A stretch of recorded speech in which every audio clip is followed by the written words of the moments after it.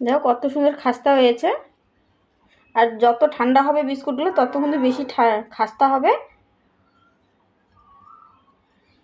নমস্কার বন্ধুরা, আমি চলে এসেছি প্রতিদিনের মতন তোমাদের কাছে একটা নতুন একটি বিস্কুট রেসিপি নিয়ে। তো স্কিপ না করে পুরো ভিডিওটা দেখার চেষ্টা করো, আশা করি তোমাদের খুবই ভালো লাগবে।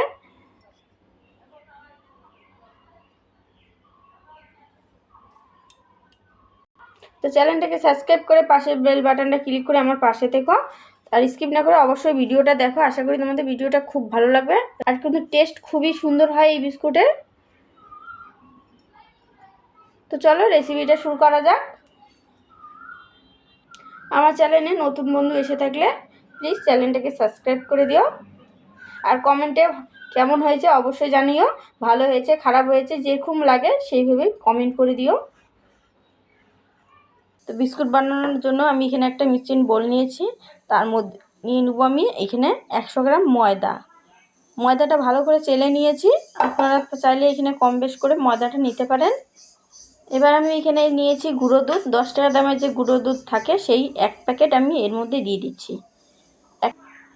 এবার আমি এখানে চিনির গুঁড়ো দিয়ে দিচ্ছি, মিষ্টিটা আপনাদের পছন্দ মতন দিয়ে দিবেন। আর দিয়েছি অল্প পরিমাণে লবণ, আর দিয়ে দিচ্ছি 1/2 চামচের মতন বেকিং পাউডার। এবার আমি সব উপকরণ ভালো করে মিশিয়ে নিচ্ছি। আমি হাতের সাহায্যে ভালো করে মিশিয়ে নিব সব উপকরণগুলো। এবার আমি এখানে তেল নিয়েছি, তেলটা দিয়ে দিচ্ছি। আমি এখানে 25 গ্রামের মতন তেল নিয়েছি, সেটা এর মধ্যে দিয়ে দিচ্ছি। এবার ভালো করে মিশিয়ে নিব। আপনারা চাইলে এখানে বাটার ব্যবহার করতে পারেন, বাটার দিয়ে এটা মেখে নিতে পারেন, বাটার আর তেল দিয়ে। ডোটা আমার এখানে তৈরি হয়ে গেছে, আর ডোটা ঠিক এরকম তৈরি হবে, দেখতে পাচ্ছ কিছু। আর আমার এটা ডোটা মাখতে 50 গ্রাম তেল লেগেছে, 1 কাপ ময়দার মধ্যে 50 গ্রাম তেল লেগেছে। তো আমি এখন এটা সাইডে রেখে দেবো অল্প একটু ঢেকে। তো আমি ডোটা সাইডে রেখে এখানে একটা থালা নিয়েছি, থালাটার মধ্যে আমি তেল ব্রাশ করে নেব। তো তেল ব্রাশ করা হয়ে গেছে। এখন যে নর্মাল কাগজগুলো আছে, নর্মাল কাগজগুলো এর মধ্যে আমি দিয়ে দিচ্ছি, দিয়ে আবারও তেল ব্রাশ করে নিব কাগজগুলোর মধ্যে।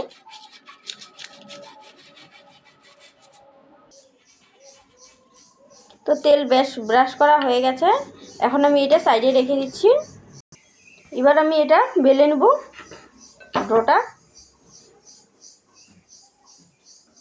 তো ডোটা প্রথমে আমি এইভাবে চেপে চেপে একটু লম্বা করে নেব।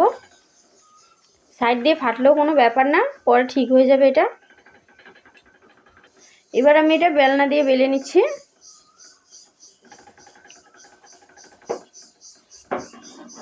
তো বেলে নিয়েছি, এবার আমি চাকুর সাহায্যে এগুলো ঠিক করে দিব সাইডেরগুলো।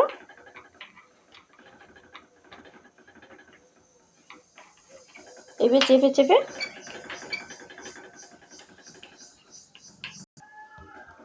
এবার আমি হাত দিয়ে অল্প করে এটা ভালোভাবে চওড়া করে নিচ্ছি এইভাবে। এবার এগুলো চাকুর সাহায্যে কেটে নেবো। দেখো কত সুন্দরভাবে সাইডের কোনো ফাটল নাই, একদম স্মুথভাবে ঠিক হয়ে গেছে। এখন আমি এখানে চাকু দিয়ে কেটে নেব চারকোনা শেপে। আপনাদের যেরকম শেপ সেই যেরকম ইচ্ছা সেই সেরকম শেপে কেটে নিতে পারেন। 3 কোনা শেপেও কেটে নিতে পারেন, আমি এখানে 4 কোনা শেপ দিচ্ছি।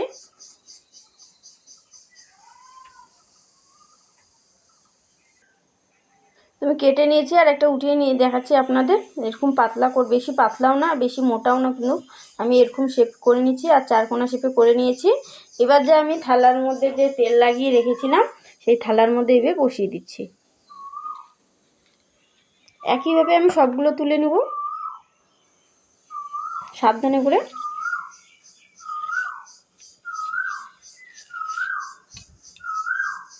আর আপনারা যদি বেলে তারপরে যদি না করতে পারেন, তাহলে এইভাবে হাতের সাহায্যে গোল করে নেবেন, গোল করে হাতের সাহায্যে চেপে এরকম গোল শেপে করে নেবেন, তারপর একটু চারকোনা শেপে করে নেবেন, তাহলেও হবে।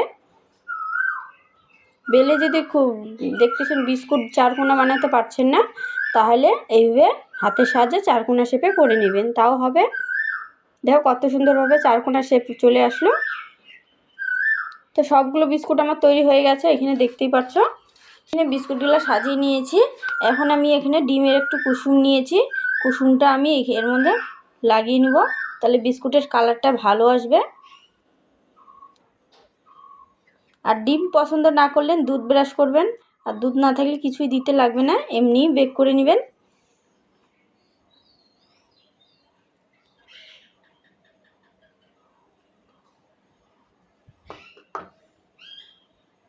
তো ডিম লাগানো হয়ে গেছে, এখন আমি উপর দিয়ে একটু সাদা তেল দিয়ে দিচ্ছি।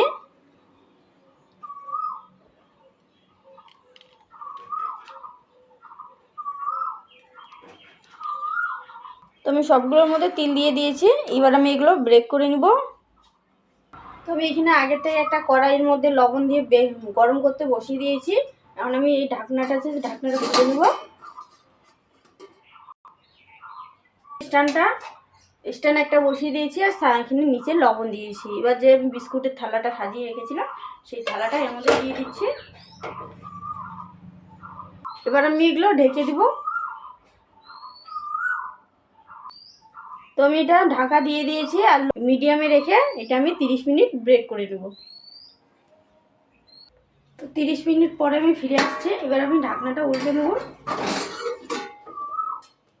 দেখো কত সুন্দর হয়েছে বিস্কুটগুলো, দেখতেই পাচ্ছ।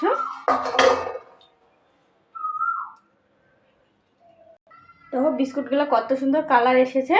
এবার আমি এগুলো নামিয়ে নিব কড়াই থেকে। বাকিগুলো একই রকমভাবে বেক করে নেব। তো এটা আমি নামিয়ে নিয়েছি। এখন কিন্তু বিস্কুটগুলো গরম অবস্থায় খুব নরম আছে, একদম তুলতে যাবেন না, যখন এটা ঠান্ডা হয়ে যাবে তখন তুলে নেবেন, খুব গরম আছে। দেখো কত সুন্দর কালার এসেছে। ডিম দিছি, ডিমের কুসুমটা যে দিয়ে দিয়েছি তার জন্য, দেখতে পাচ্ছ। তো এটা ঠান্ডা করার পর আমি এগুলো বিস্কুটগুলো তুলে দেবো। তো ওগুলো ঠান্ডা হয়ে গেছে, আমি এখন বিস্কুটগুলো তুলে নেব। তো বিস্কুটগুলো কি সুন্দরভাবে তুলে আসতেছে, আর কত সুন্দর লাগছে বিস্কুটগুলো। তুমি সব বিস্কুটগুলো তুলে নেব এখন। তো দেখো থালা থেকে আমি বিস্কুটগুলো তুলে নিয়েছি, আর একটা বিস্কুটও কিন্তু ভাঙিনি, একদম সুন্দরভাবে উঠে এসেছে, আর কত সুন্দর লাগছে। তো সব বিস্কুট হওয়ার পর আমি ফিরে আসছি। সবগুলো বিস্কুট আমি তৈরি করে নিয়েছি। দেখো কত সুন্দর বিস্কুটগুলো লাগছে, অনেক সুন্দর বিস্কুটগুলো লাগছে।